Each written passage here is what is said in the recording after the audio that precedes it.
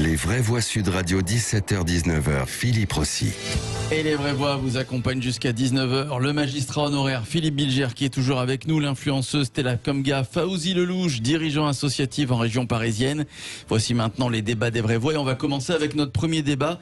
Des images qui, on peut le dire, ont bouleversé les internautes. On y voit un cerf épuisé, la langue pendante, à bout de souffle.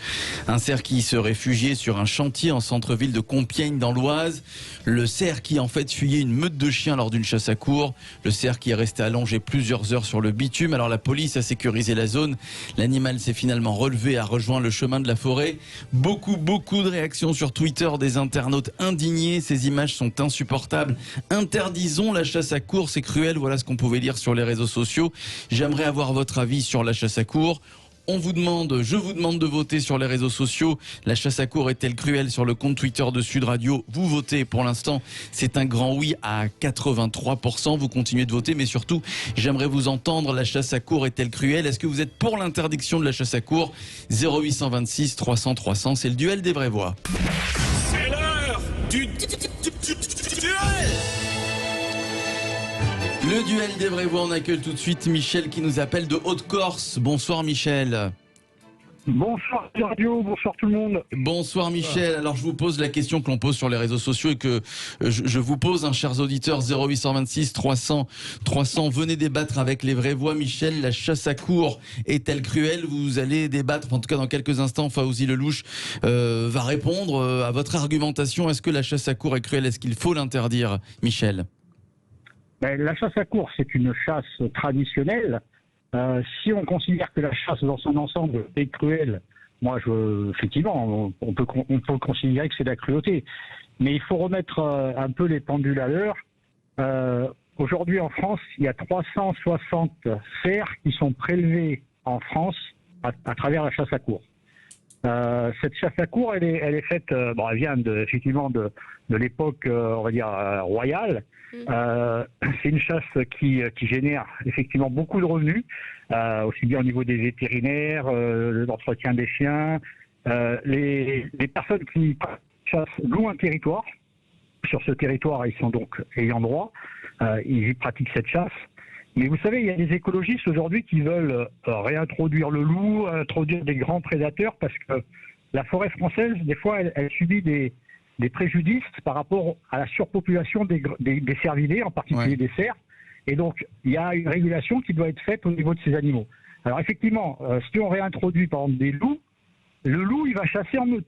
Il va faire exactement la même chose que font les équipages de chasse à courre.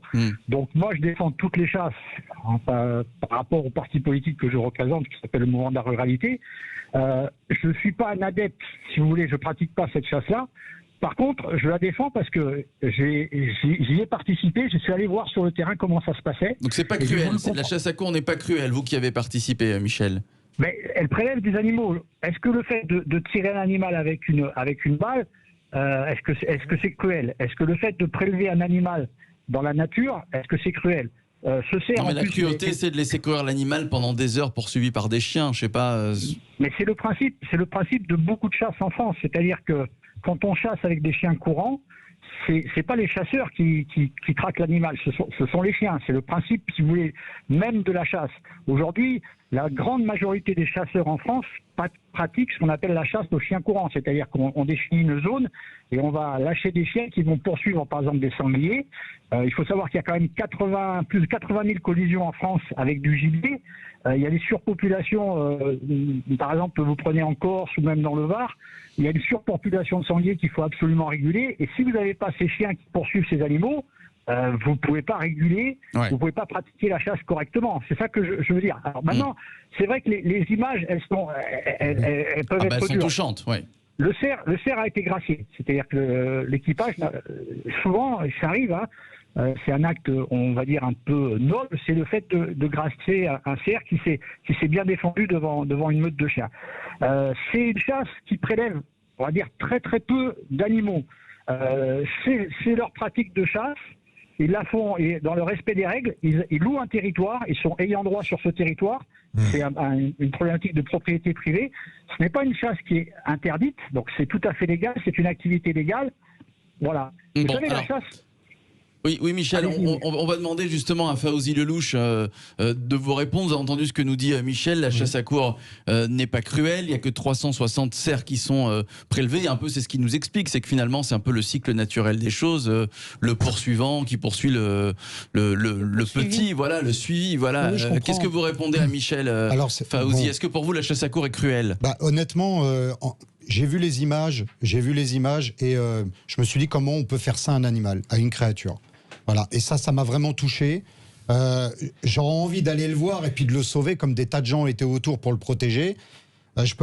J'ai du mal à accepter qu'on fasse courir un animal, qu'on le poursuive, Voilà, moi ça c'est personnellement que c'est une idée personnelle que j'ai de ça. Je trouve ça injuste, je trouve ça manque d'empathie, ça manque de choses. Maintenant, je suis déjà allé un peu plus jeune, 1 ou 2 fois à de la. Avant, vous avez chassé?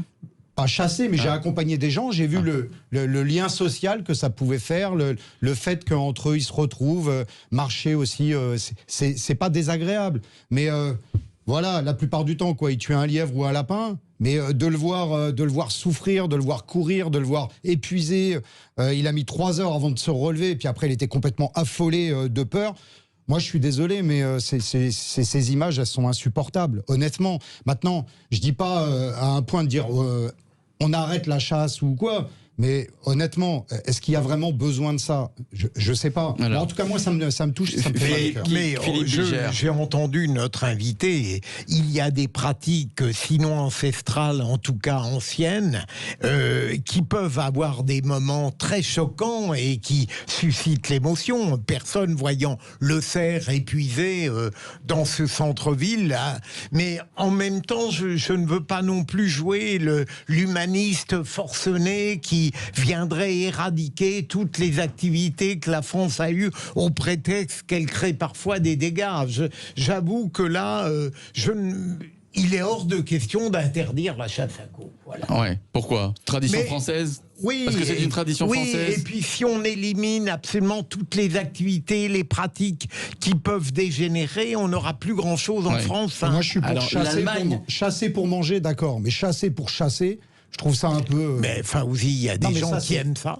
Ah mais j'ai juste donné mon point de vue. Oui, ça veut dire. Alors l'Allemagne a interdit la chasse à course, c'était en 53, la Belgique en 95, l'Écosse en 2002, l'Angleterre en 2005. Tiens, Stella, on vous a pas entendu. La chasse à courre est cruelle ou pas pour vous, Stella? Oui, mais vous avez cité des pays. N'oubliez pas que le Canada pratique aussi, la France aussi, l'Italie sur certains points, le Portugal aussi, aux États-Unis également. Donc oui, même s'il y a des pays qui l'ont interdit, ça n'en demeure pas moins qu'il y a encore au moins 9 pays sur cette planète qui la pratiquent aussi. Moi, je n'ai vraiment pas d'avis, tranché sur le sujet. On est tous d'accord on est tous d'accord sur le sujet. Les images de ce cerf, c'était insoutenable, ça suscite l'émotion, on est d'accord. Mais voilà, des recherches que moi j'ai fait, la chasse à courre, c'est ancré dans l'ADN culturel français. Et franchement, je suis très mal placée pour venir dire à X ou à Y de ne pas pratiquer ce qu'il estime que voilà, c'est une activité culturelle qu'il aime bien ou qu'il pratique bien. Voilà, tout simplement. Allez, Fawzi. L'auditeur évoquait quelque chose, c'est vrai, d'important. Michel, oui. Alors je m'excuse, j'avais pas retenu votre... Il s'appelle Michel. Bon, Michel. Donc vous aviez dit, effectivement, il y avait une surpopulation au niveau des sangliers. Je peux concevoir parce qu'ils font de vrais dégâts. Et pour être allé il n'y a pas très longtemps dans les Ardennes, effectivement, il y avait même il y a un quota pour pouvoir les chasser. Je sais qu'ils étaient en surnombre. Je peux comprendre là l'utilité parce que vraiment si ça devient dangereux et puis qu'ils font des dégâts, je peux le comprendre. Et puis bon, on est loin de ce qu'on parlait des loups aussi. Bon, je suis pas trop pour le fait de remettre des loups parce que on peut voir aussi les dégâts qu'ils font pour les bergers par rapport à tout ce qui est les moutons qui sont tués, les pauvres qui essayent de vivre de ce qu'ils produisent et puis d'avoir des bons produits.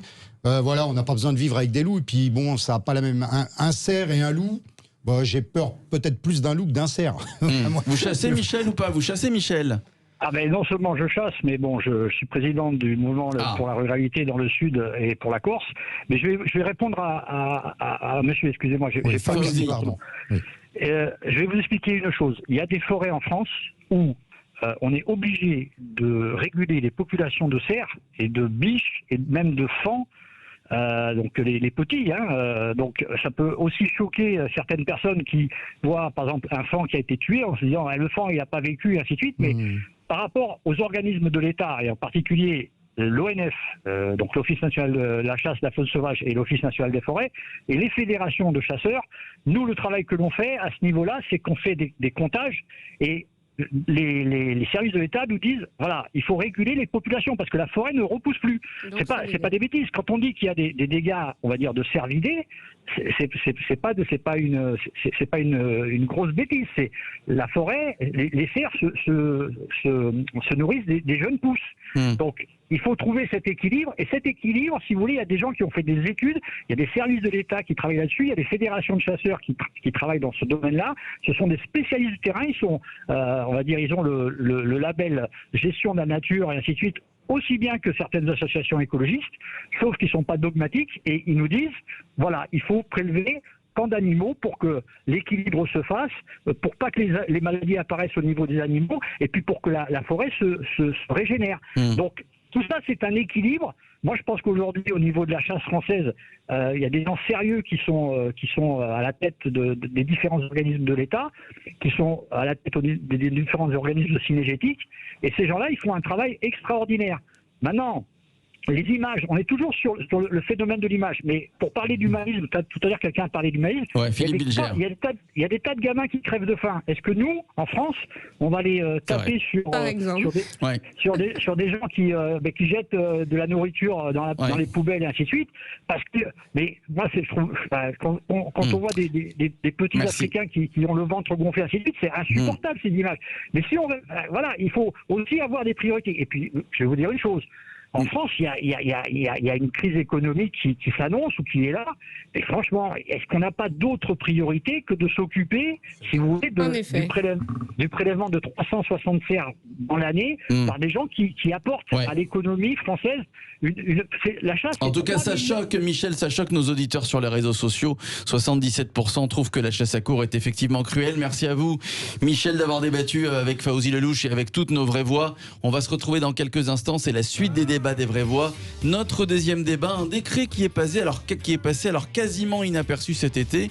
Un décret qui donne son feu vert à la privatisation de certaines routes nationales, alors que ces routes ont déjà été financées par nos impôts. Privatisation des routes nationales, est-ce un racket supplémentaire pour les Français?